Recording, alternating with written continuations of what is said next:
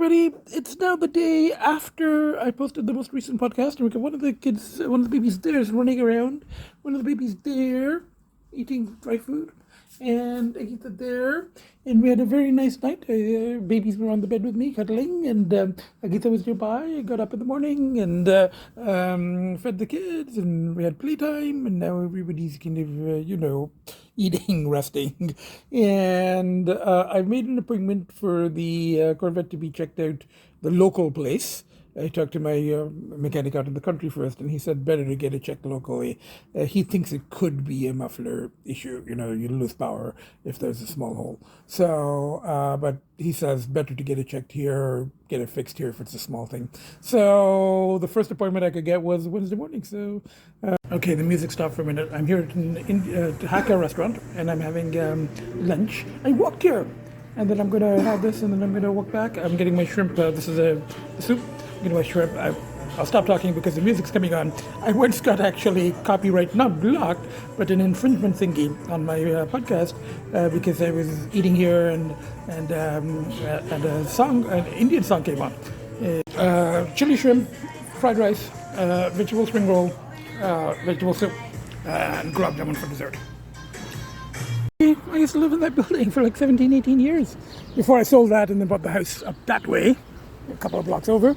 And then I sold that and then I moved around in the higher grade, the property's there, and then ended up looking after my parents here and having the place out in Chatham. And then I moved that place, and then they got flooded and all kinds of stuff. But anyway, when I lived here, this used to be a shopping plaza.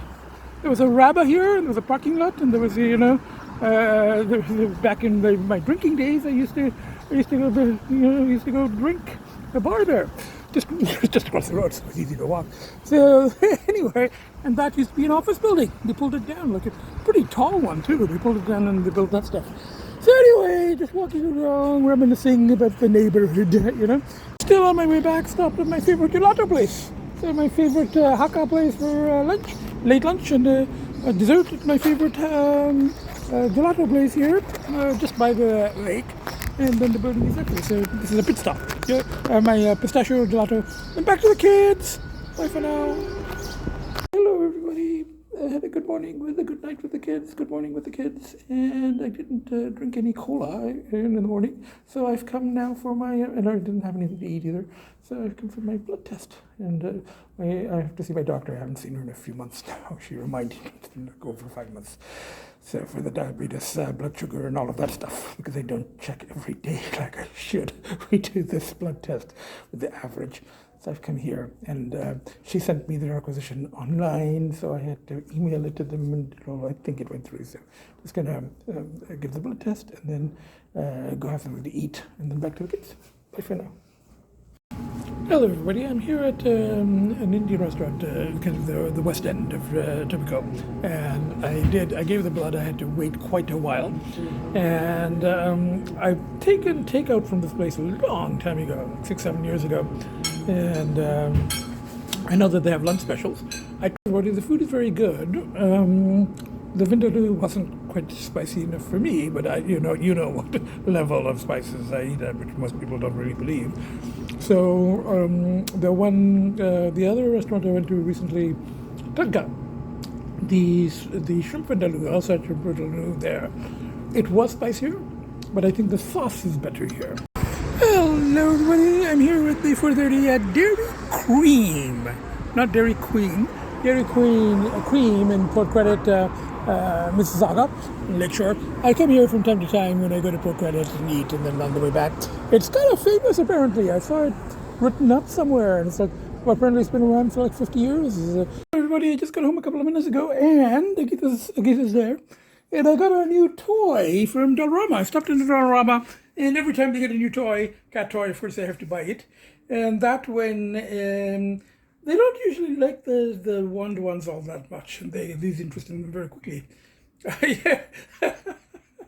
He's figured out, I think that's Finn, has figured out where the thing is attached, and he's trying to remove it, so he could take it onto the floor and play with it, But I just attached it there. They say I'm not sure how long is going to attract their attention, but it is another toy. Yes, I think it's Finn. Hello, everybody. It's 10 o'clock in the morning, and I got up and he said bring the car between 9 and 10, and I thought he wanted me just to bring it so he can check it and then let me know whether I can drive it back or have it get fixed here or whatever. And I get here for the quarter to 10, and he says we have to keep it all day. And he says, then I said, I have to walk home. I have to take an Uber. I have to come back. And I said, okay, I said, just let me know by the end of the day because I'm supposed to take the car back tomorrow. And I have to cut the grass and stuff. And then I start walking. I'm walking that way. And then I'm like, going, this is not convenient to me. And I don't think it's going to damage the car because it's not oil. It's not antifreeze. It's just a little bit of noise, a little bit less power. And I do think my mechanic out there was right. It's probably something small like a hole in the muffler that can wait a bit. So I came back and I said, look, I don't want to wait all day, I said, I don't trust this guy as much as I trust my mechanic out there. And if you keep... In the end, I came to this place across the road because they have a patio. It's a little coolish, but it's nice, And I wanted to be outside, and I'm the only person on the patio. So, and you can see that just, I think, over there, you can just see the nose of the Vette peeking out. I ended up getting the egg Florentine hollandaise sauce. It's quite good. They have Tabasco, but it's a chipotle one, but it's okay. So everybody, I finished my thing and I moved the car here just to be closer to the Canadian Tire. That was right by the breakfast place over there. And there's a McLaren, I don't know the exact thing. I think this is a special edition. Between $500,000 and $1 million, probably more. They're absolutely outrageous, And I think that's a real carbon fiber hood. There's a guy who bought a wrecked one for $700,000, a YouTuber, and it's going to cost him, I think, $1 million to fix it up. So this is a very, very... So I parked my car next to it, and he's not even taking up 2 spaces. If I had one of those things, I'd be taking up, parking it this way, But so I parked my car taking up 2 spaces to protect his, so hers, theirs, whatever, back in the vet, put on the hood, the McLaren is gone, and I got just 3 of these Fruitables cat treats. You only get them here at Canadian Tire, not at PetSmart. So I got 3 of those. Hello everybody, I came home, I just relaxed with the kids. I did quite a bit of writing, but in journal entry format, but still about 7-8 pages, quite a bit, some thoughts that I had today about, the years of analysis and stuff after the analysis ended and all of that stuff, and relating to, theories, binges, whatever, So it was just kind of a, processing of thoughts, and, it's a little fragmented, but it was okay. So I wrote quite a bit, and then I just relaxed with the kids. And I came out, and I was going to have like a chicken sandwich at the place over there, but there's a Turkish truck there, food truck. And the only vegetarian item they had is this. I thought it would be like a falafel thing, but it is a pita, but it's like inside is a paste made of bulgur. I think it's kind of wheat. So when I said to him, I was thinking of it being more like a falafel or, koftas. It's actually more like Indian keema, except it's cold, it's not heated, but it's like ground, but not meat, ground wheat, but kind of in that, like the... There's a lot of dogs. There's a lot of dogs, like all over the place. I think I better get in and get back to my kids, and the cats, the 4 of us up there, so, safe from all these dogs. A lot of dogs. Anyway, bye for now. Everybody, I made it here in the Corvette. I think it is the muffler. It is getting louder, but made it. No lights went on or anything, and it's not too hot, so I had those down. So I've got the Cadillac out. I'm going to take it. I need air in the tires. I have one of those compressor things, but I can't find. And Hello everybody, here I am at the house and I washed the car too, the Cadillac, where I got there was a car wash, not the one I usually go to, but just did a quick rinse, and the grass isn't too bad. The neighbor service cut it just today. They do it every week. Yeah, you can see mine is a little bigger. You can see the line there, but it's not much of a line. So, and I think that's because you can see it's a bit bigger here. You can see that. But I think that's also because it was pretty hot last week and it didn't rain, so it hasn't grown as much as it would have. I can smell smoke. I know my contractor doesn't smoke, but he must have brought his assistant, who I know does smoke, so he's letting him smoke in that, which is okay. The car has been lived for 5 years, 5.5 years. If somebody smokes it, as long as it's not smelling like smoke when it's done. Oh, look. Microwave. He told me that when I talked to him today. He told me he was installing the microwave, so that's pretty good. Yeah, that's a nice microwave. You know, I get it on sale. I got everything on sale 5 years ago, and all the upper cabinets are up. Now we just have to do the lower ones, you know? And we're getting there. I mean, you know, microwave. And I talked to him about this. He hasn't started assembling it yet, the chandelier, but there was an issue here at the storage garage, just in the process of shuffle. Get this Mini out, and now I had to take all the other cars out first to get it out. And now this goes into the Mini spot, sideways that way, and Pacifica and Cadillac go back in, and I'll take the Mini to Toronto. So anyway, bye for now. Car shuffles, always fun. Hello everybody, I'm here at Eden, a restaurant that I used to go to very frequently before the pandemic. Got a very nice patio, and I'm getting my usual, when I used to come here, I get the stracciatella soup, and I had lots and lots of that. And they bring a chili oil, and there's Tabasco as well, so I kind of chilify it a bit. And I've even got chili oil there for the bread. And then I'm having a main course of basa fish. Now, I may or may not have included a little segment. Oh, that's a big sigh. There was another binge, you know, 2 days ago, or I guess it ended yesterday. So today is 1 day clear. So it started the night before.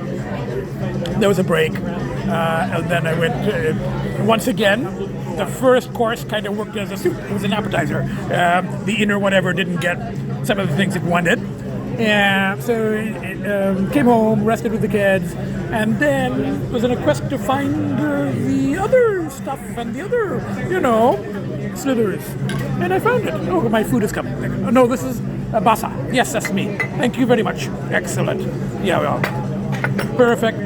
We got space. Yeah, thank you. Excellent. The food is coming. So this is a basa fish. So I'm going to, of course, put all this shit on it. But you know,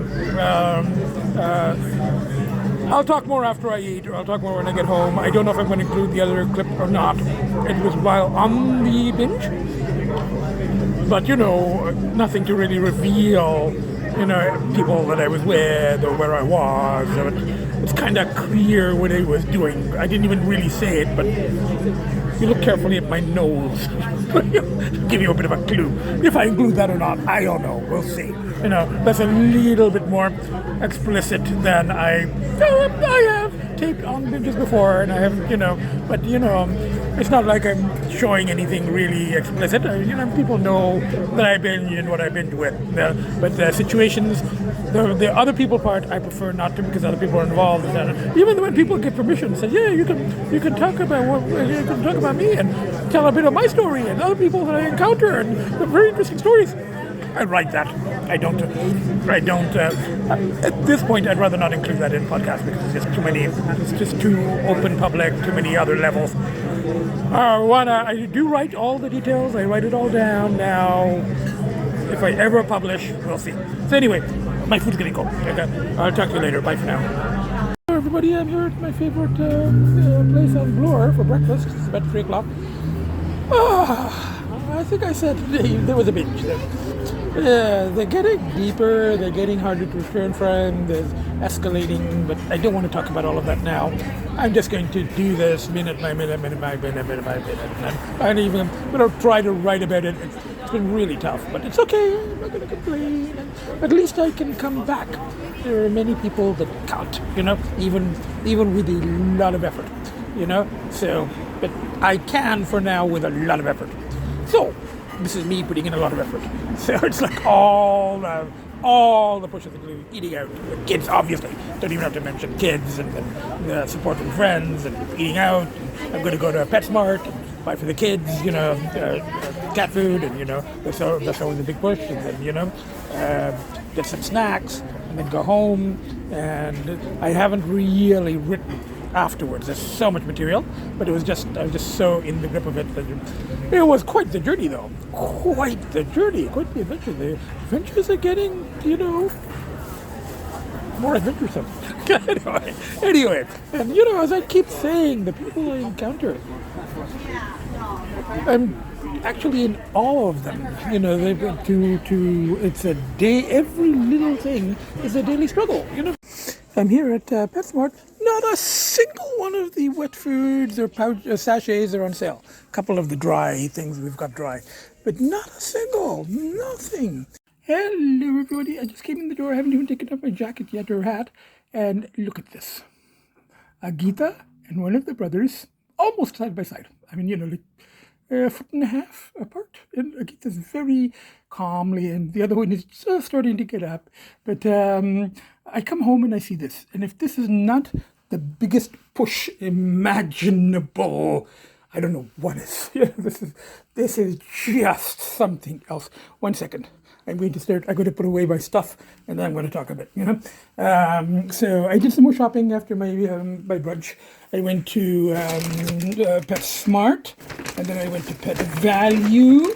And Pet Value is having a nice, it's like buy 4 Tiki Velvet Mousses. You get the 5th one free. And then they had something with Veruva. There's another one of those. Buy 3, you get 1, whatever. And then I went to the dollar store and I got some stuff for myself. And some, candies and stuff like that. And then Drug Mart, cola. Oh, and there's more cat food. This is, I think, from PetSmart. So got some of those, and got some of the tiki broths. And then for late night, because I had a late breakfast, I just picked up a tuna sub. In this point of return, I don't have the energy for cooking or anything like that, or even making a sandwich. So a tuna sub is one step up from cheesies and cheese, or about why that thing is on. Earlier today, so last couple of days, I was kind of recovering and I was kind of down, and this morning it was a very, very, very strong pull.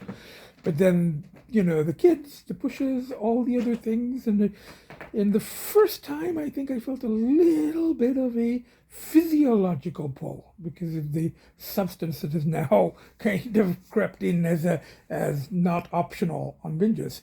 So even though I'm not a daily user, there was quite a bit of that substance mixed with other stuff, and again, I don't want to go into details, but there was a little bit more of a physiological pull than ever before.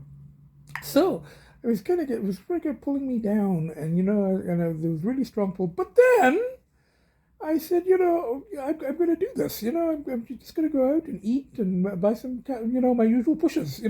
Buy some treats for the kids, and just get out of the house and go to my push routines, my usual pushes.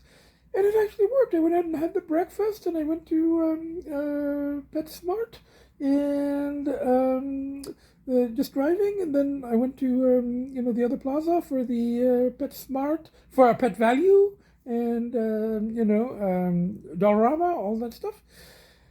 And at that point, I'm sitting in the car, and I got a very nice, and I have had supportive texts from my 2 cat rescuer friends over the past couple of days.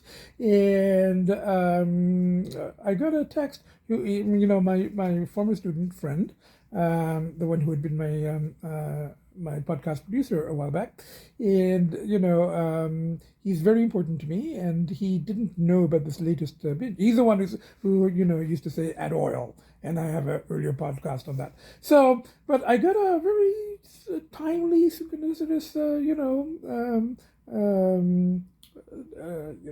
text or a message from him, and we exchanged some messages, and he said, I've had another kind of episode, and he looked up on Chat GTP. And he said, and he showed me how to, and he's asked me some questions. And then he asked ChatGTP, and he recommended one that you pay $20, and he said, this is the one that you should go for. But in the meanwhile, he sent me another version. And then he asked the ChatGTP AI some questions, and he says, my former professor is now my former psych professor is, you can be that specific, because my former psych professor is now a friend, is struggling with some addictions, and he's doing podcasts. What do you suggest? And the thing goes, these are the approaches to addictions. There's CBT, individualistic, holistic. Now, some of those I've already been incorporating into my own approach, into my own system. They didn't suggest Jungian because Jungian is not scientific, but whatever the thing is. So, but it made some suggestions, which, and then it also said, but really, for addictions, you should seek some professional support, and you should tell your former professor to do this and do that and check. And then for podcasts, it said, for under $50 to try to improve podcasts, it said, get a tripod with a light. I have one. I used it for a while, but it kind of. I don't really particularly want to show my face when I used to, but I'd rather show my kids and just kind of but I set it up on the Eco Chair, and I was thinking of using it again. So I was going to use it again, and I think I might in a couple of minutes when I actually selected a tarot card. Now, so my friend, my former student, is the more scientific approach and asking the questions of ChatGTP, which is kind of interesting, So and some organizational things, and it's actually yes. It was kind of useful in a way to organize the thoughts, and some of them I've already been doing, and it was kind of useful, but that's the scientific. Now, I'm pretty sure that ChatGTP won't suggest tarot, because that's not very scientific, but that's I'm gonna go both sides, so we're gonna do it. I'm gonna select a tarot card too, which I tend to do these days after binges. Now, talking about the binges, I don't go into detail, as you know, but and I had got them down, I talk generally, I got them down to about 6 to 8 weeks, and there's a lot of exploration of shadow and anima, and it's very, it's very, very shadowy stuff. That's what I'll say for now, and I do write about it. When I write, I don't hold anything back, and as I said, at some point, if I ever publish, go through all the hoops, then, names can be changed and details can be changed, it can be sort of presented as semi-fiction or whatever. But at this point, I would rather not go into the details in this format. That's all, So eventually, I'm willing. I do want to tell those stories, particularly because. So I've set up this thing, and again, it doesn't really need to focus on me, but I'm going to now, and I'll pause it in a second, but I'm going to shuffle these things. So I'm going to do the shuffling Nutty Professor style, and I'm going to, and the kids are there, one of the kids is there, and one of the kids is there, and I don't even know, I can't really see if I'm getting them, but I'm using this thing because ChatGTP suggested the a tripod with a light, and I happen to have one. But since I don't particularly want to show myself, and I'm just shuffling here, So this is a very Nutty Professor style of shuffling. It's not a very professional shuffling, but I'm like doing, like, I'm like, okay, wait, let's pause. I'm still shuffling. It's been like 4 minutes. This is like it's a very Nutty Professor style shuffle, but it's not a Vegas shuffle or anything. And while I'm shuffling, and I'm just like a shuffle, shuffle, shuffle. But while I'm doing this, I will remind you. I think the last card after the last binge. So, well, not this most recent binge, but the one before, about 3 weeks ago, it was the tower. And that one was like, the tower is on fire and people are jumping out and there's destruction, and it's one of those things that can go either way. It can be like really bad shit, or it can be like it's time for a new foundation. It's one of those things. A lot of them go the two ways, and my interpretation of it was that if I keep binging, bad shit, but I have to like come up with another way of dealing with this energy or the shadow, confronting, integrating all of that stuff, rechanneling it into creativity and the pushers and whatever. So if I can sort of get out of the way that I'm stuck in, the tower may not crumble, or I'll have to redo the tower, but in a different foundation. I think my formula analyst used to say that kind of stuff too. But anyway, that wasn't a big. It was potentially. It was a potentially, a very deep binge, and it could have kind of taken me towards daily use. I was getting kind of closer, but. Let's just hope that there's a new foundation coming here. So let's see. And then before that, we had the High Priestess, very spiritual, feminine, energy, which there has been. And before that was, I think, the Devil. So I think it's shuffled now. Let's see. So this is the way I do it, and I was sort of taught this by a person a few years ago. Said you have to feel the energy and the heat. I don't do it, but I do my shuffle thing, and then I just kind of go like this, and I don't feel heat, but there's usually, and I'm kind of like this, and there is a particular card, like my thumb is on it now. No heat, but I don't know, for some reason, this card is this one, is kind of speaking to me, So let's pull it out, there it is, So now I don't do this, asking the question, and I don't do the three cards and is it a love question, is it a career question, whatever. I don't do it that way. When it was professionally done, the person asked me, and I think back then it was just before the pandemic, and I said, how is 2020 going to pan out for me? Which 2020 ended up panning out for everybody, kind of fucked up way. But anyway, and that year was actually good for me because I went clear for like 19.5 months, thanks to the pandemic and thanks to, these people coming into my life, adopting them and all of that stuff. So, now, this is the card that I have picked. Let's have a look. What is it? Oh my God, look at that, it's death, now, I have warned people about this before, that, not to freak out over the death card, because it doesn't necessarily mean one's own death, even though in the situation that we're in now, that was a possibility for me, because, becoming a daily user could lead to the, actual, and the intensity in which I embrace the shadow when I go into it, it could lead, and that's what my former analyst was saying too. He was like going, you could die on a binge, and he was not wrong,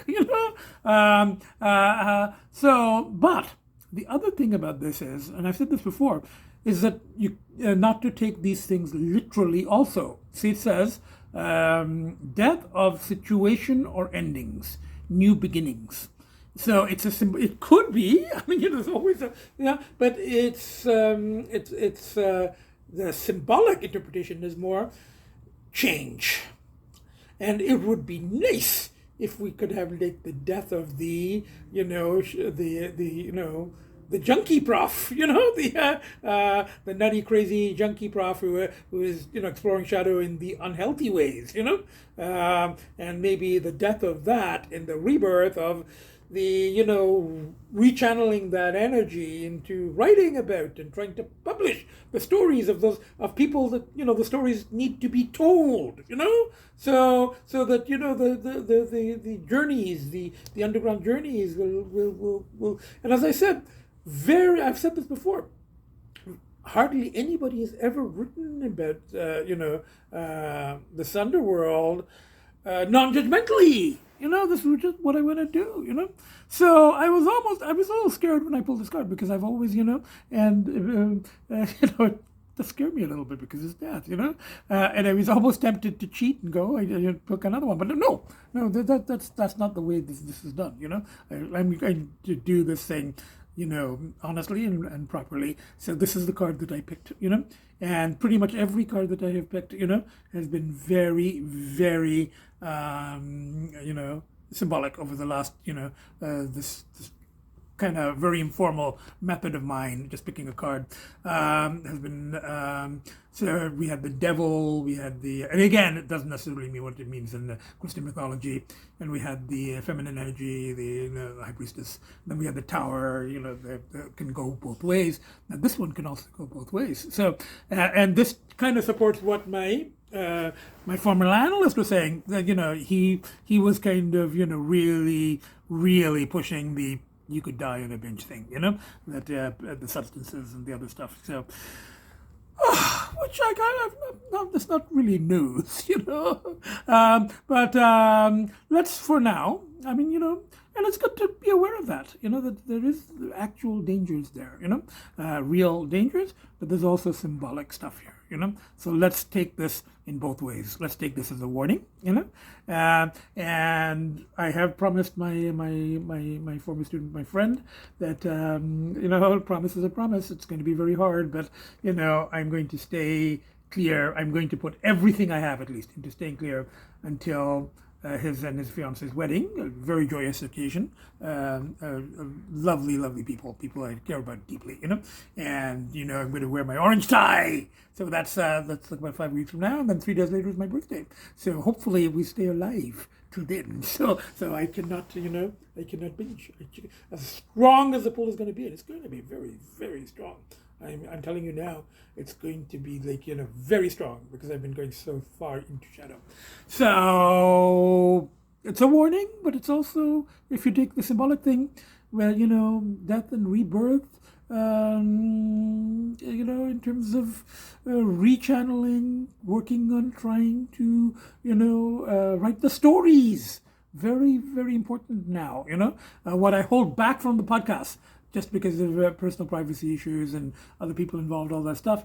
I want to get those stories out, because they're really remarkable stories of strength and fortitude, and I want that world to be represented non-judgmentally. And I've said this before, I don't think anyone has actually done this since, I've set a pretty high task for myself. I don't think anyone's actually done this since William S. Burroughs, written non-judgmentally about the world of addiction, and particular types of addiction, So, what I call slithering, slithering in dusty dumpster rodent weasels. So you got my own approaches, and we got.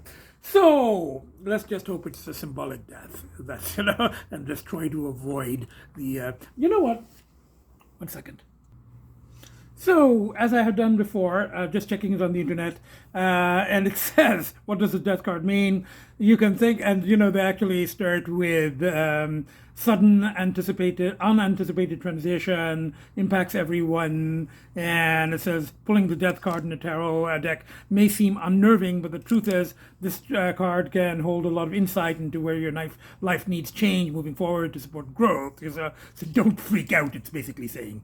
And, which is sort of the first response, And it says, few cards in a traditional tarot deck appear more ominous at first glance than the death card.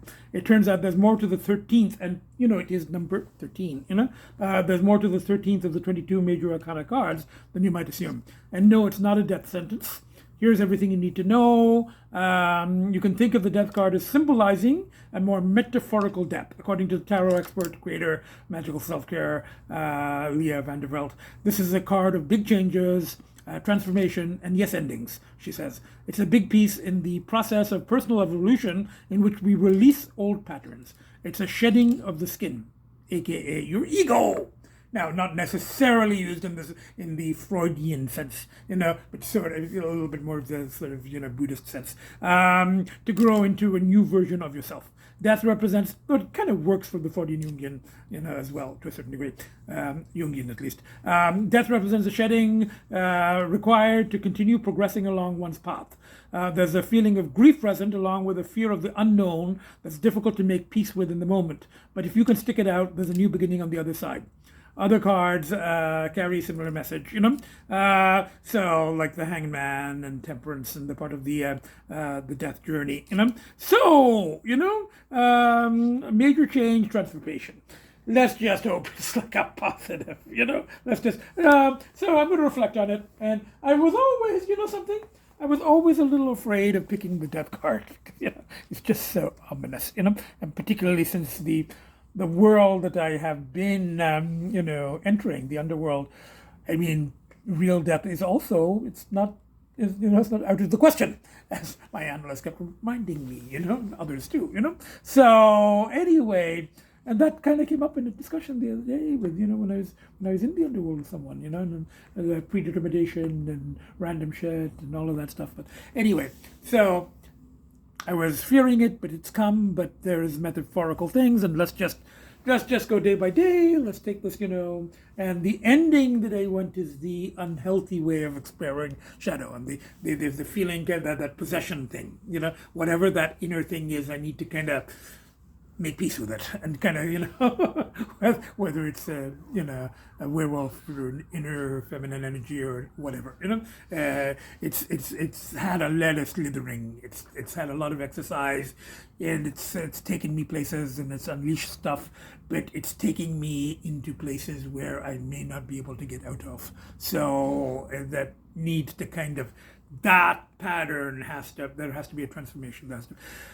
Otherwise, the death could be literal. So it's a harsh note to end on, but let's do this positively. It is funny that I wanted to 1 second.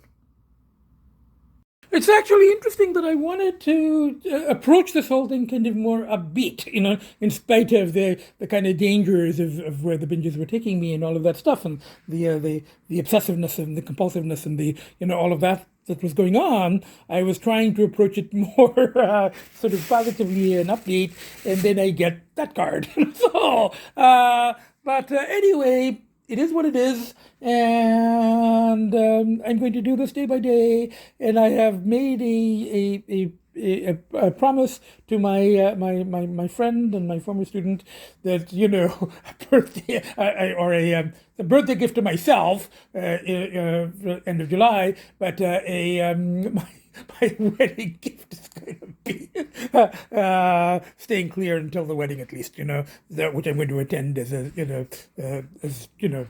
sort of a puss nutty prof, because I'm going to be wearing my orange tie.